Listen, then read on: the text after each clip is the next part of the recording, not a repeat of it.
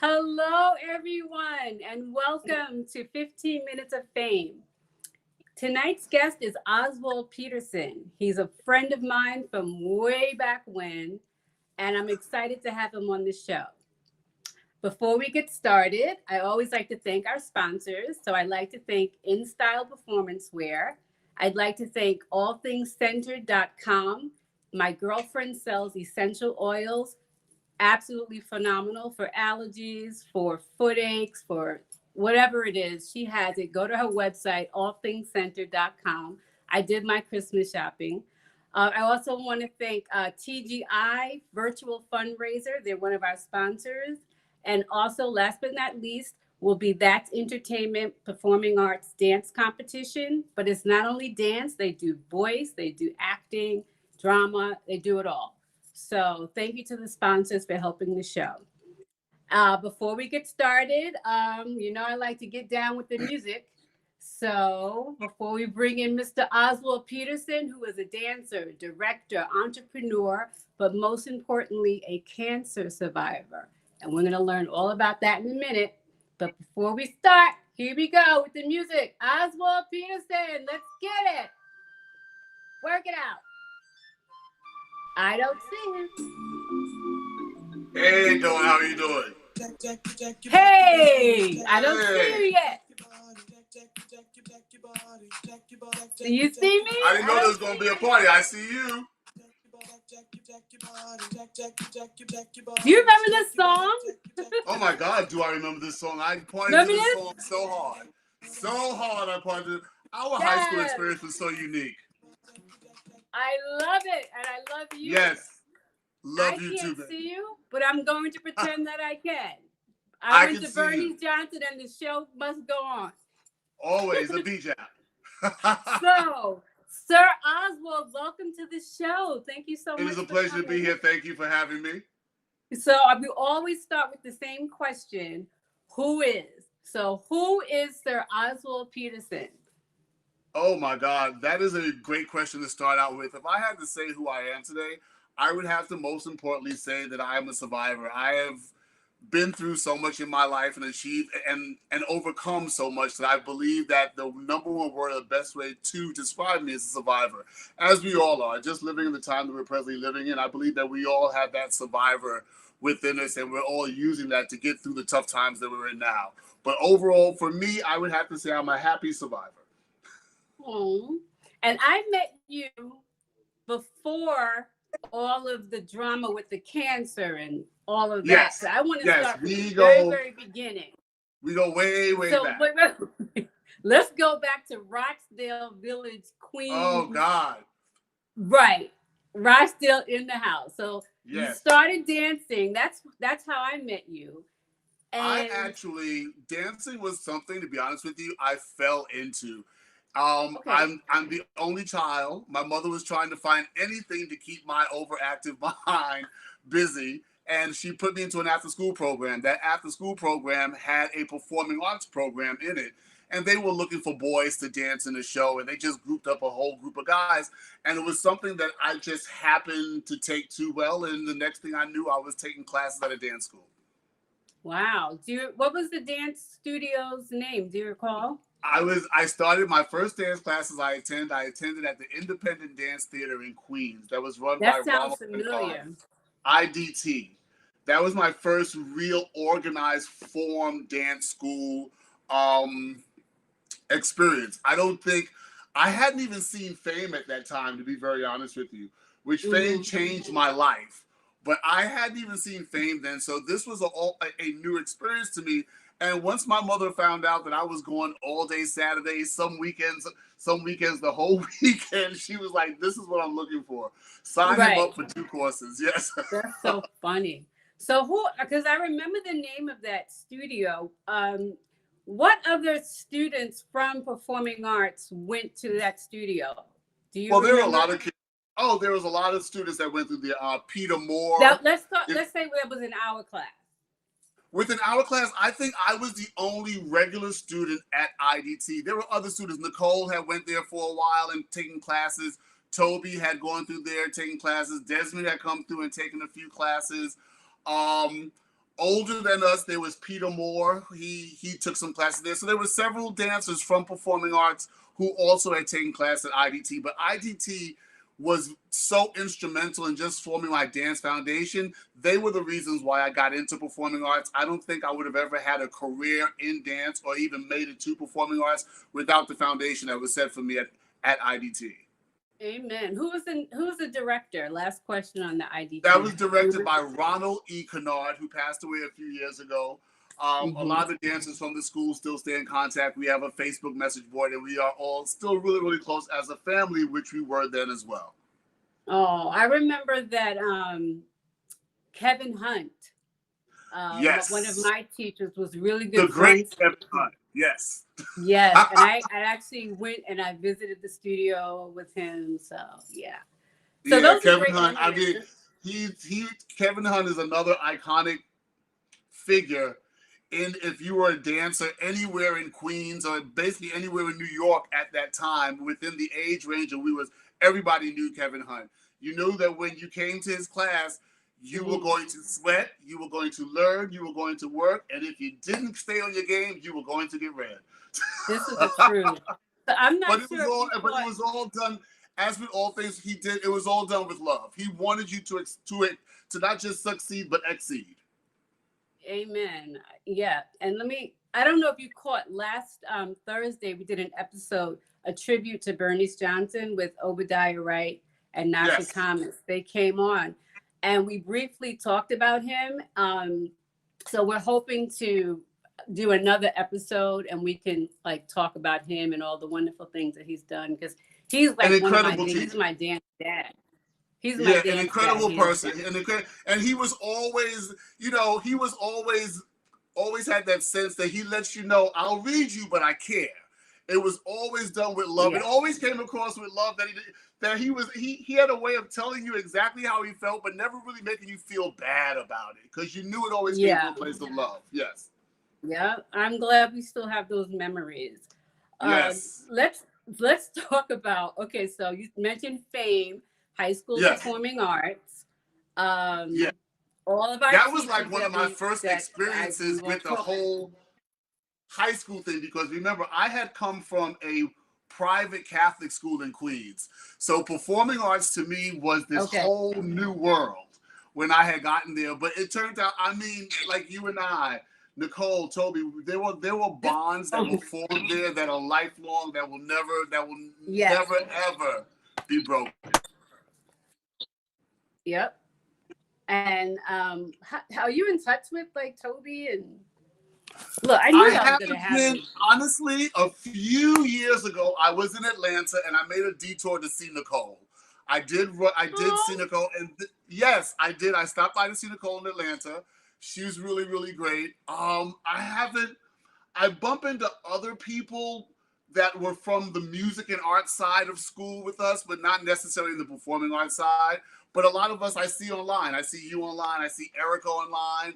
Joseph and I talk. Jose and I talk. Yeah. So there are people that I'm still in contact with that I see quite often online. But it would be great to really be amongst each other one time. And we will do that. Before we continue, I want to take a quick commercial break so that Kevin and I can figure out what's going on with it's a hot mess with the phone today. So that's Kevin, okay. If you can hear me, we're going to take the commercial break now so we can fix this. Tonight's episode is sponsored by the following: TGI Virtual Fundraiser for Student Achievement Institute. Help them send 10 high school seniors to the program to help improve their college entrance exams, gain confidence, and strengthen their writing skills. Please donate GoFundMe/TGI Writing Fund. Next sponsors, All Things Centered, visiting allthingscentered.com and choose from a variety of essential oil blends, good for headaches, allergies, stress, and better moods. Get ready for your holiday shopping and order your foot scrubs and bath soaks for your favorite people in your life. Taking orders now at allthingscenter.com. Use code DANCE for free shipping. That's Entertainment. That's Entertainment is excited to celebrate 20 years this 2020 season. They are a competition and convention offering live and virtual events for dancers, singers, actors, models, and instrumentalists. By tuning in with Dawn Branch Live, you will receive a free virtual solo or $200 off your studio when you email info@that'sentertainmentpa.com with the code DBL20.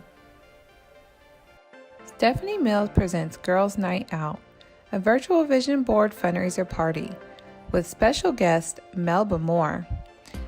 Proceeds will benefit 444 Love Foundation. This special event is Saturday, December 12th. Info and tickets available at www.444love.org. InStyle Performance Wear is offering 25% off on all hair accessories. These are great for stocking stuffers, gifts, and of course, for classes and performances. Don't forget, Dawn Branch Works presents Winter Dance Intensive 2020 for levels intermediate and advanced, ages 11 and up. This event is Monday, December 28th and Tuesday, December 29th. From 10 a.m. to 2 p.m. at Peaches Dance and Music Orlando.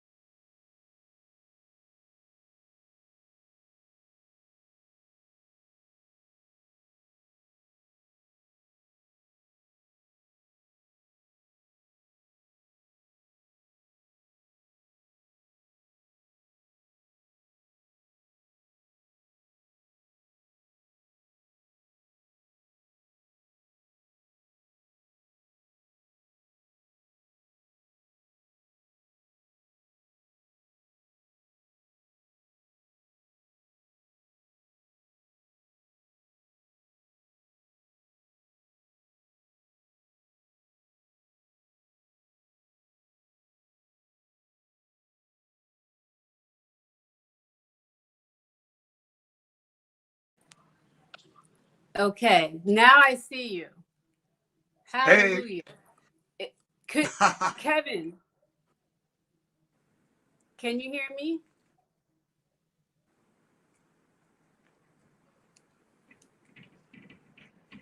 You could see me, Oswald, the whole time? I see it. I see and hear you. Yes. Yes, we're live. It was like a blank screen. I was talking to a blank screen. Okay, And well, then, I see it. I've seen and heard you the whole time. When I went to commercial, everything went blank. Okay, well, I saw and heard you all the way through. That's a hot mess then, because I was probably digging in my nose. Like, I just horrible.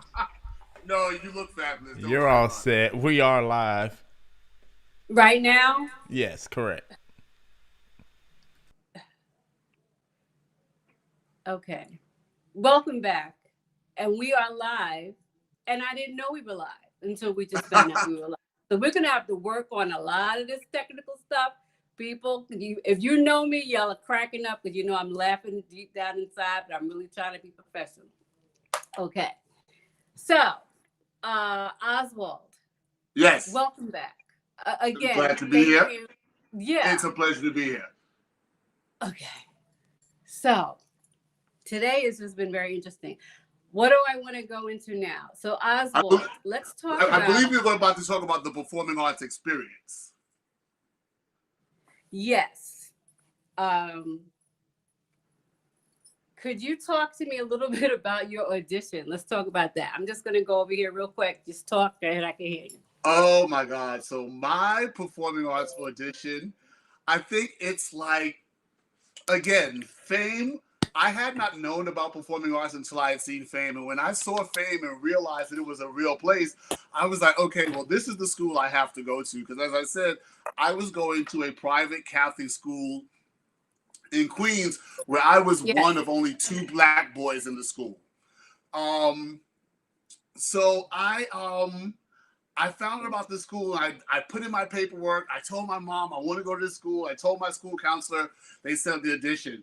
So the great thing that we have to kind of reflect on at that time with schools such as Bernice Johnson, Gloria Jackson, Francis Rhymes, and IDT, there was a certain level of artistry and dance schools in Queens, especially in that area of Queens that didn't really exist anyplace else. There was really a microcosm of very good teaching at that time in the area of Queens or where those schools were situated.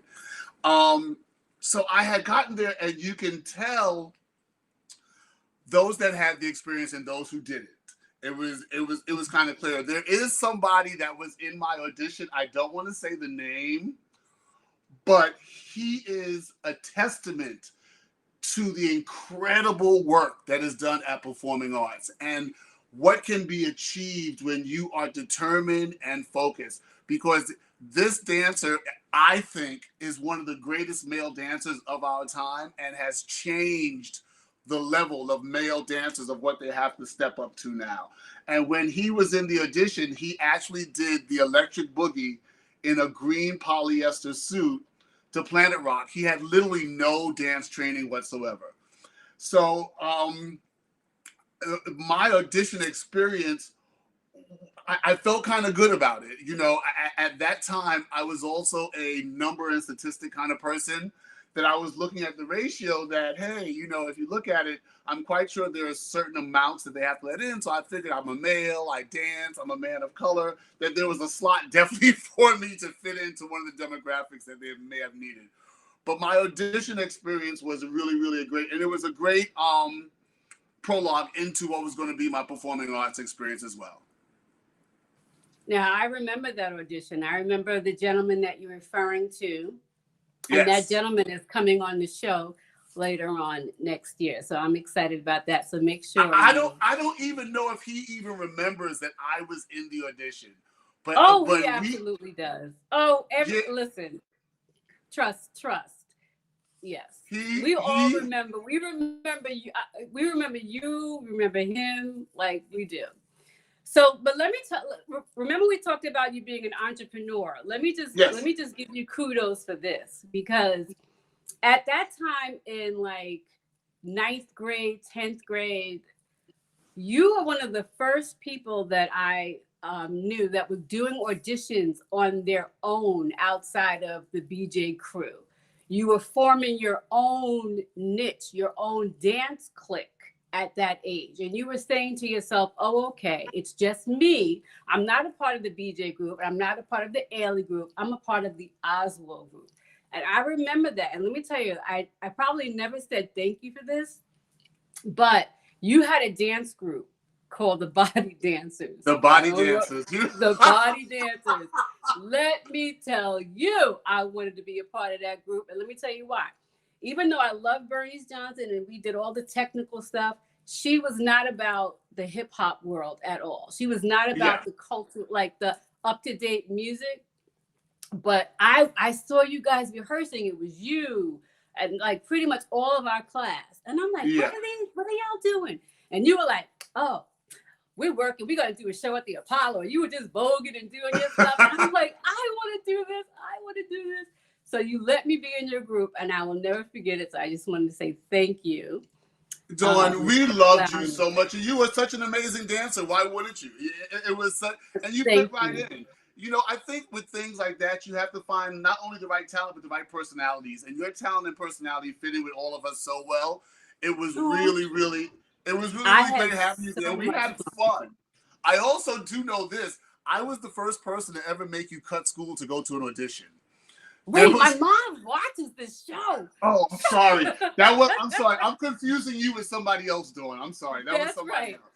There was But it is somebody true. else. Yes. You went to Beach Street. I mean, you were Yeah. just like a leader of the cut school. I'm going to get this career called I'm dance. going to get the gig started. But you know what? To be honest with you, I really think that experience. One thing about performing arts, I believe a lot of us go there thinking that the one thing that we come away from is stage performance. But I believe in hindsight, we look back and look at all the other aspects of just being at performing arts, of what it cultivated is. With me, it did cultivate that, but even though I was a dancer, that more behind the scenes, organized, produced, direct thing that I had in me. Even with you, with all that you're doing with Dawn Branch Works, those are cumulative of the experience of performing arts and BJs. So we were fortunate to be in that environment and learn from those experiences. But the great thing about it is that performing arts cultivated so many different other qualities that we had to offer that wasn't just on stage, that you don't realize that you're like, oh, so that's what I got from it.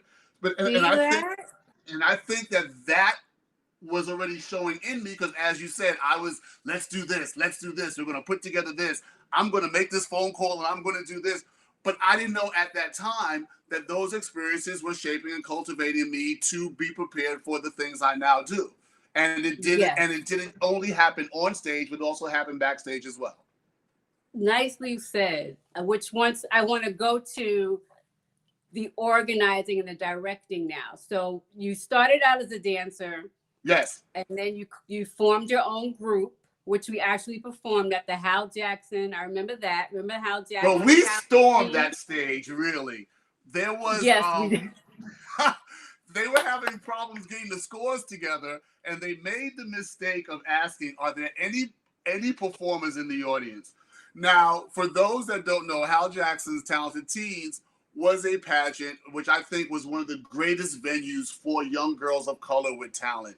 It was a major international pageant. Girls from all over the world competed, and it was a chance for young girls of color to get great exposure. I myself was never officially associated with the pageant, but I was a great fan of it. And in high school, I was the go-to pageant coach for anybody that was doing Talented Teens or doing any pageants or something like that. But that particular night that Dawn is referring to, they were having a little problem adding up scores. They were trying to find something to fill a gap. Yep. And they made the mistake of asking, are there any performers in the audience? Well, we just happen to have dance clothes on, and I just happen to have music. You never go. They always say that luck is when preparation meets opportunity. And that was a perfect example of that. We were there, we were prepared, the opportunity arises itself. But we proceeded to get up on stage and do a full out performance. Just took over the show. It was just took over the whole show. Yes, that was an amazing time. But you know what it is?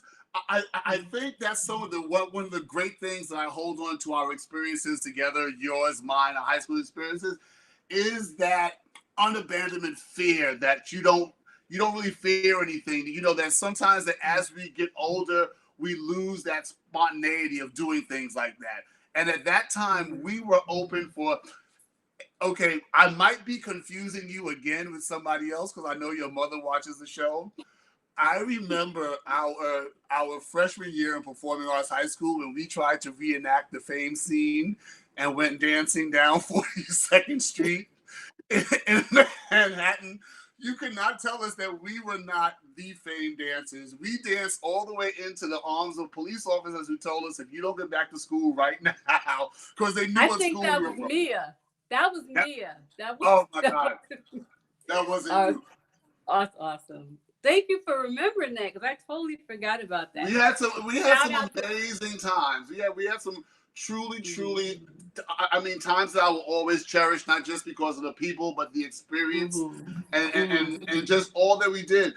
I mean, we went to school in the greatest city in the world. We were in Times Square. We were going to lunch in Times Square, and we were walking down Broadway in tights, and we had a very unique high school experience. And for me, the kid coming from Catholic school, it was like a whole new world for me. It wasn't just the performing part of it, but as a young man who was coming to terms with my sexuality at that time, it was a very freeing environment for me that I was able to not only explore, but express myself and who I was.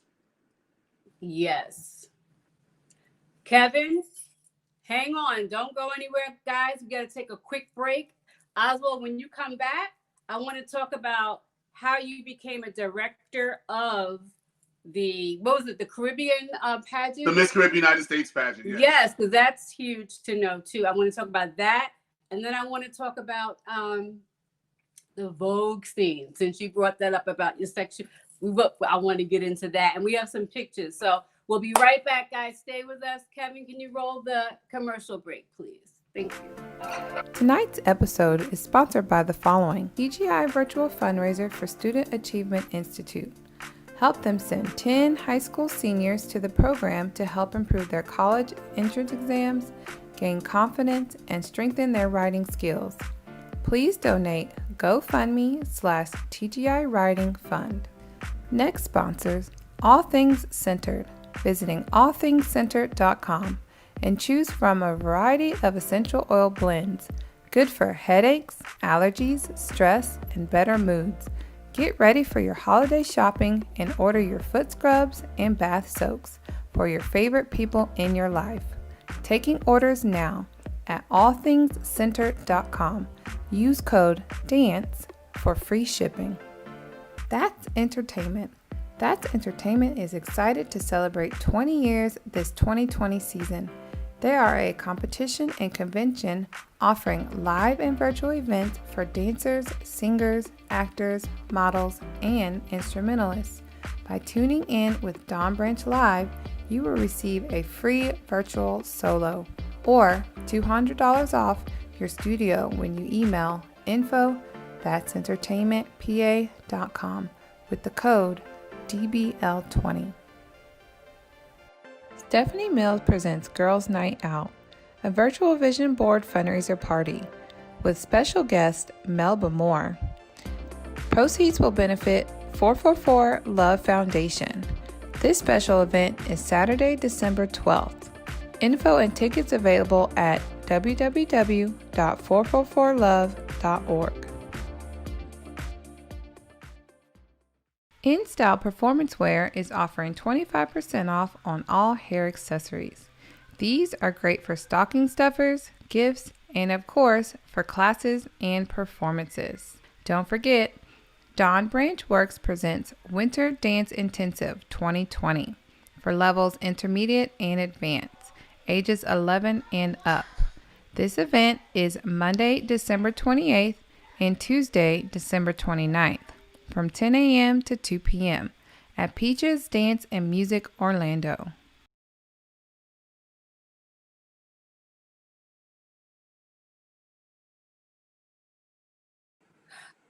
Okay, welcome back. Thanks for hanging out with us again. We have Oswald Peterson with us, cancer survivor, dancer, performer, producer, director, entrepreneur. He's just the man. And when we left off, we were talking about how you came from Catholic school, a private school, to New York, 46th Street, Broadway, walking around, having lunch in leotards and tights, right? That was where we left off. So now I want to talk about, right, the Vogue scene and how that happened and what was first. Before we talk about how it happened, give the audience a little history background about Vogue, because Madonna did not create Vogue. Well, the thing about it is, honestly, a lot of what became Vogue nowadays really happened at Performing Arts. We had a lot of the iconic Voguers that are known now: Derek LaBeija, Jose Extravaganza, Louis Extravaganza, Aldona Extravaganza, all those people who are major Vogue players, major Voguers, travel with Madonna, perform and teach all across the world, came from Performing Arts. So a lot of what you see now, the creativity, a lot of the stretch that's involved with it actually started in the dance room of the High School of Performing Arts. I remember specifically one weekend, there was a ball coming up, and Derek, as you know, was my partner in crime in high school. We were joined at the hip. And in Graham class, Mr. Keenan had given us the dip, where you have your hand on the floor and your leg straight up in the air. And Derek did that, and Derek said, I'm going to use that at the ball this week. I really swore Derek was joking around. He was kidding. Derek did it at the ball that week, and then it became the precipice that launched the whole new, a whole new part of the Vogue world, which became the undips. And Derek performed that dip, and that metamorphosized into a whole new segment of the Vogue world, and it just changed things. So we were largely in part Danielle, who went to school with us, Leah, who went to school with us, all very important parts of the ballroom scene. So performing arts had a history that was intricately tied into the ballroom scene that you now see on shows such as Pose and Legendary. Thank you for that. I'm going to have Joseph on the show too, and he's going to expand. Oh, yes, Joseph. As a matter of fact, I get really, really quick because I understand how we're tying this into it. One time, I lived in Queens, as you know, in Rochdale, and Louis, Jose, and Joseph were at my house, and they were voguing in the living room. And my mother walked by, and she saw that, and that's what made her ask the question that night. And I remember when I ran back in the living room to tell her that she asked me the question, we all got quiet. And she was like, don't get quiet now. Go back to what you guys were doing. And they all went back to voguing in the mirror and having a good time.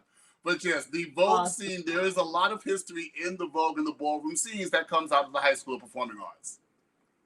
So we happen to have some footage, some photos of that time frame. Kevin, let's see some photos of Oswald voguing. Me voguing? Uh-oh. Uh-oh. What's that one? Oh, those are carnival pictures. Oh, okay. Okay, so let's go in the order that he has. We'll get to the voguing. I don't know if I was never really a voguer. I was around the voguers, but there's a photo. There's a photo of you. We'll get to it. I'll show you. So let's tell us about this one here. So if anybody knows anything about Trinidad Carnival, my family's from Trinidad, and I do Carnival every year. This was the costume that I played in Trinidad this year for Carnival. I play with a band called Ronnie and Carol, one of the big bands in Trinidad. The big costumes are put together, designed, and cultivated by Carlotta John. And it's just the best experience in the world. If you don't do anything else and want a great time, want a great vacation, there is one destination, that is Trinidad and Tobago Carnival. Can I ask about how much, you don't have to tell me exactly how much, but give me a price range of what that would cost about to do. The costume that you're looking at would be in the $5,000 range. Okay. Next. I guess that's why. Go home. Listen. Woo, this was the previous year. Also a costume from the band Ronnie and Carol. Also designed, put together, organized, and coordinated by Carlotta John. This was 2019. Now this was a very important year because this was my first year back in Carnival after my cancer diagnosis. And it's very personal for me because the time I was in the hospital is the time that Carnival was happening. So every time I'm in Trinidad now for Carnival, it's like I'm celebrating the new lease on life that I've got through my treatment of cancer.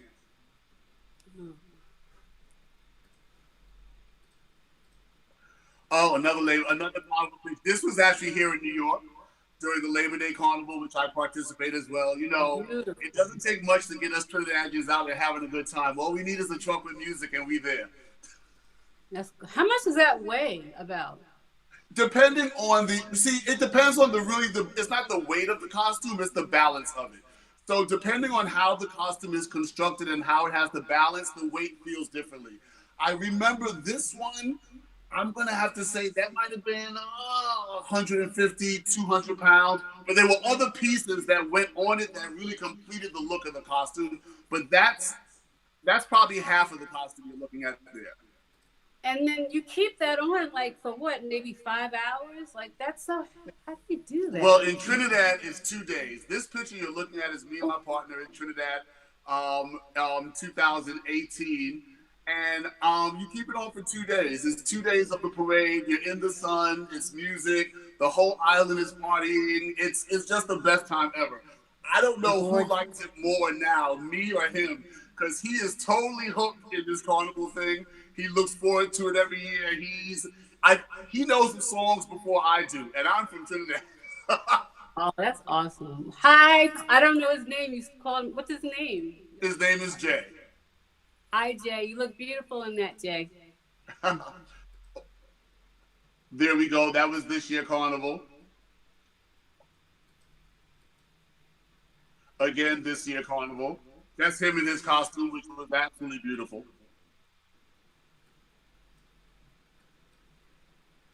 This was also a costume a few years back. That was Labor Day here in New York. I used to play with a band called Hawks, one of the big bands here in New York, and this one I was king of the band. Wow.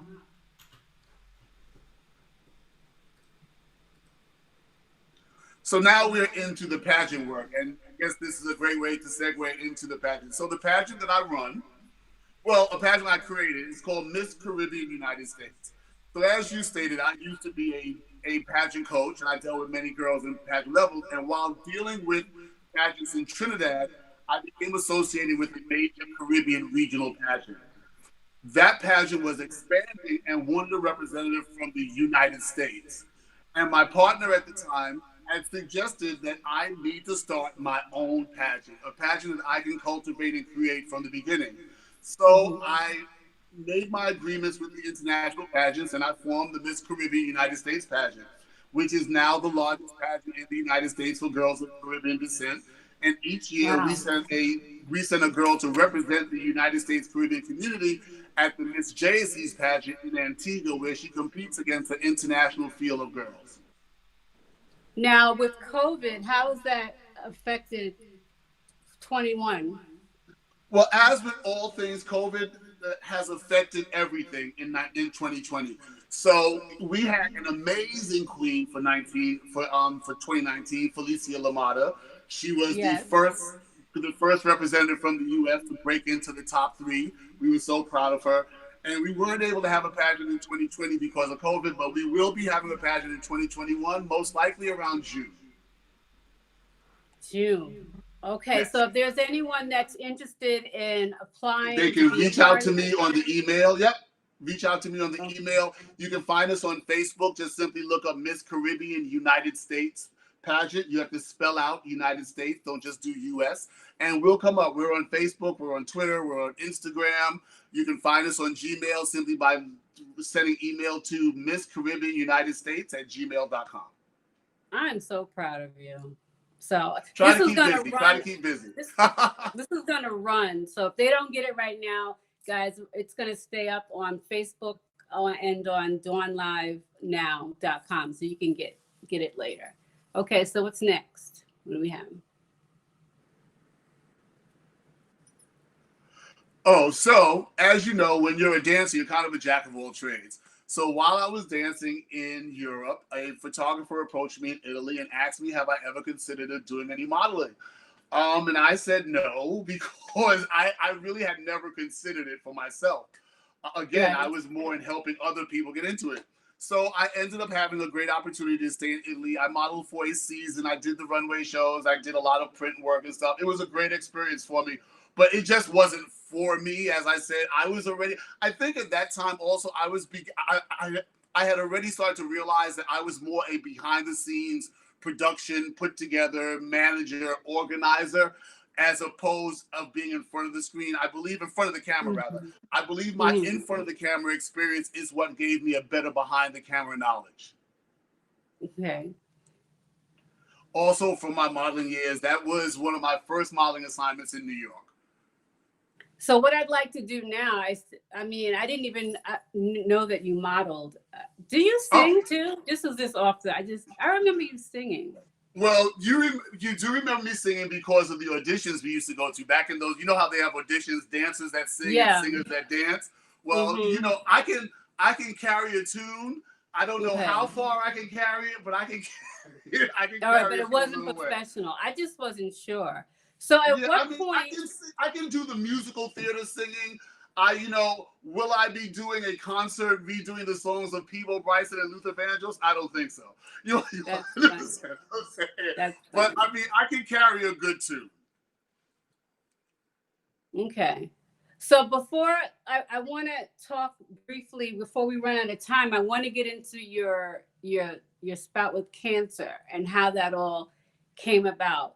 Oh, So well, we have I one more mean, commercial. Wait, we got to do one more commercial break, and when we come back, we're going to talk about cancer and how you survived it. no problem.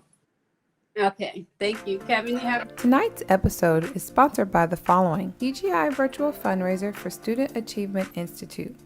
Help them send 10 high school seniors to the program to help improve their college entrance exams, gain confidence, and strengthen their writing skills. Please donate GoFundMe/TGI Writing Fund. Next sponsors, All Things Centered, visiting allthingscentered.com and choose from a variety of essential oil blends, good for headaches, allergies, stress, and better moods. Get ready for your holiday shopping and order your foot scrubs and bath soaks for your favorite people in your life. Taking orders now at allthingscentered.com. Use code DANCE for free shipping. That's Entertainment. That's Entertainment is excited to celebrate 20 years this 2020 season. They are a competition and convention offering live and virtual events for dancers, singers, actors, models, and instrumentalists. By tuning in with Dawn Branch Live, you will receive a free virtual solo or $200 off your studio when you email info@that'sentertainmentpa.com with the code DBL20. Stephanie Mills presents Girls Night Out, a virtual vision board fundraiser party with special guest Melba Moore. Proceeds will benefit 444 Love Foundation. This special event is Saturday, December 12th. Info and tickets available at www.444love.org. InStyle Performance Wear is offering 25% off on all hair accessories. These are great for stocking stuffers, gifts, and of course, for classes and performances. Don't forget, Dawn Branch Works presents Winter Dance Intensive 2020 for levels intermediate and advanced, ages 11 and up. This event is Monday, December 28th and Tuesday, December 29th. From 10 a.m. to 2 p.m. at Peaches Dance and Music Orlando.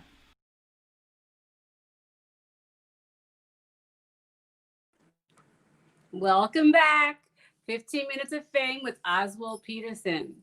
So just to recap, you're a dancer, entrepreneur, pageant director, pageant coach. What am I missing? I'm missing a couple of things. But now we're going to get into the cancer and the cancer survivor. But I want to know, like, where were you, like, at the peak of your career? Like, where were you when you said, wait a minute, I'm not feeling well, something's not right? Where were you? Well, actually, to be honest with you, at that time, I had stopped dancing already because the cancer, a lot of people look at me when they hear about the cancer, they think it was so far back. I'm just about to go into my 4th year. So it was really, really, really recent. It was 2017. I had had a rough few years prior to that. In 2013, my mother was diagnosed with a very advanced and aggressive form of ovarian cancer. In 2014, it got worse. In 2014, my partner of at that time 25 years had a seizure that left him unable to take care of himself. So I was taking care of both him and my mother. In 2015, they both passed within 3 months of each other. And 2016, I was just mentally not in a good place. So I thought 2017 was going to be my year. January 1st, 2017, I woke up with a debilitating pain in my back. I could hardly walk across the floor. I had shortness of breath, and I didn't know what was going on. My friends then suggested that I go see a doctor. I went to it was some kind of doctor was out of town, but I was leaving her messages. She came back in, and she heard how sick I was and suggested I go to the hospital. I went to the hospital, and after being in the hospital for about 3 weeks, they decided they were going to do a biopsy because they started realizing that this was possibly cancer. By the time the biopsy had come back and they had done all their examinations, I didn't just have cancer. I had stage 4 advanced cancer. The cancer had spread throughout my body. It was in my lymph nodes. I had cancerous nodules in my chest, blood clots in my back. Both my heart and my lungs had filled up with fluid, and the cancer was settling in the base of my spine. I was so weak and so close to death, basically, that I wasn't even, they couldn't even do chemo or radiation on me because my body wasn't going to survive the side effects. So one day, God is good, the hospital I was at, New York Presbyterian, had just developed a new form of cancer therapy called immunotherapy that actually teaches your body how to fight the cancer. And they gave me my first 2 doses, and instantly I started feeling better. Within a month, I had gained back 40 pounds. I was doing an hour on the elliptical in the gym, and I was back to feeling like myself. And now, as we enter into 2021, I'll be going into my 4th year. I still take the treatments, but I am now cancer and disease free. Now, we have a clip that we'd like to show the audience a little bit more about what Oswald's talking about. Stay tuned for this. I think when you hear the words cancer, your mind instantly goes to, well, this is the end, and I'm going to be the guy with cancer. Immunotherapy helps you fight that fight because it teaches your body to fight it.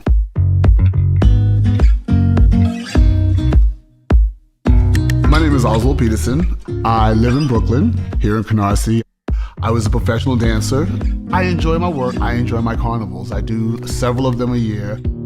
I lost my partner in 2015. 4 months later, I lost my mother. So I was taking care of both of them at the same time. I had a hospital bed here. I had my mother in the back room. It was a hard year for me. 2017 has to be my year. I mean, what else can go wrong? January 1st, New Year, I get up and I can barely walk across the floor. It's taking everything I have just to stand up. So I went to the urgent care, and they thought I had pneumonia or it was COPD. They gave me some antibiotics and sent me home. 7 days later, hadn't gotten any better. Choosing where you go is so important, because a lot of times with hospitals, we just take the nearest option. And sometimes the nearest option might not be the best option. So I left Brooklyn. The cab driver kept asking me, are you sure you want to go this far? Every breath felt like it was about to be my last breath.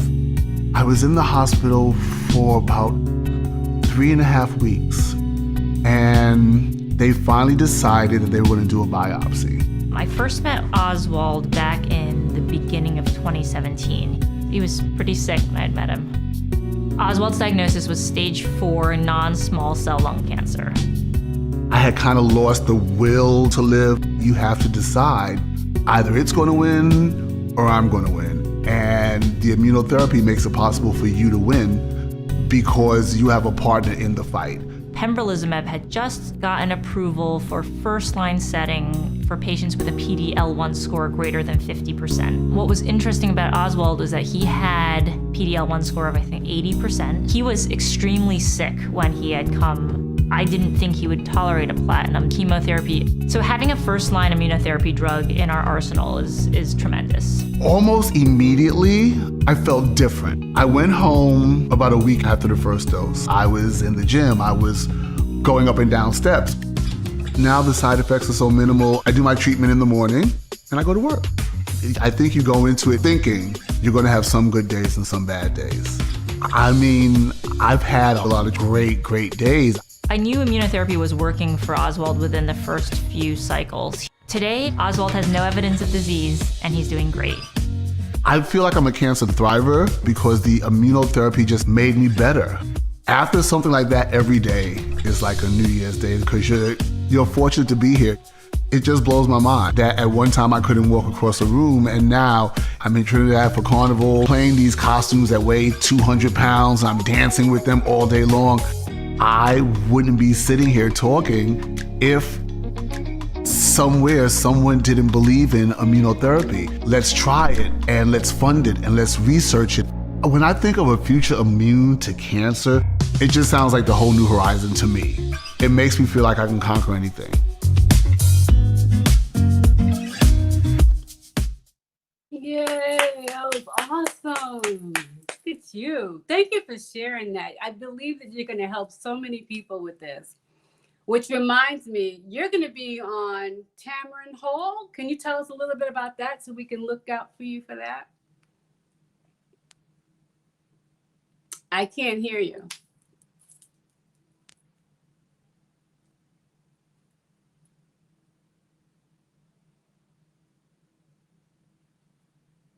I can't hear you.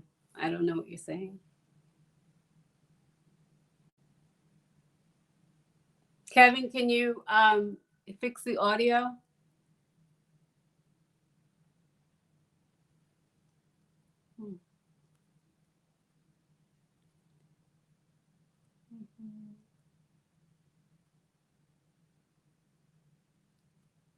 I don't know.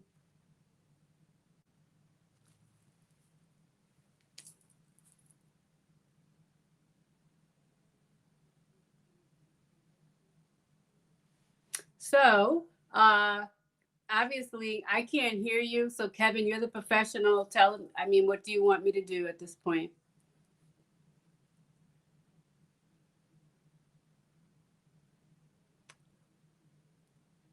Oh, okay.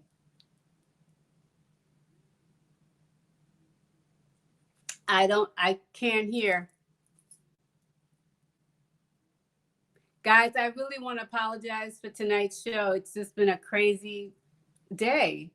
So I don't know. I appreciate if you're hanging in there with us. We'll try to fix the audio.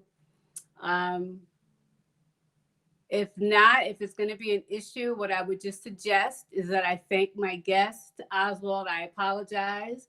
If we could just put up his information, how people can contact him, that'll be great. No? Okay. Well, Oswald, again, I apologize. We will try to bring you back on the show another time. Your story is so significant, and I really want people to get a chance to know the full story about you. We will, again, play this over so they can have your email address and information to contact you. You're amazing. Keep it up. I'm very proud of you and all that you do. And for our listeners tonight, again, I apologize. Next week, we're going to be here with Miss Yolanda Wins.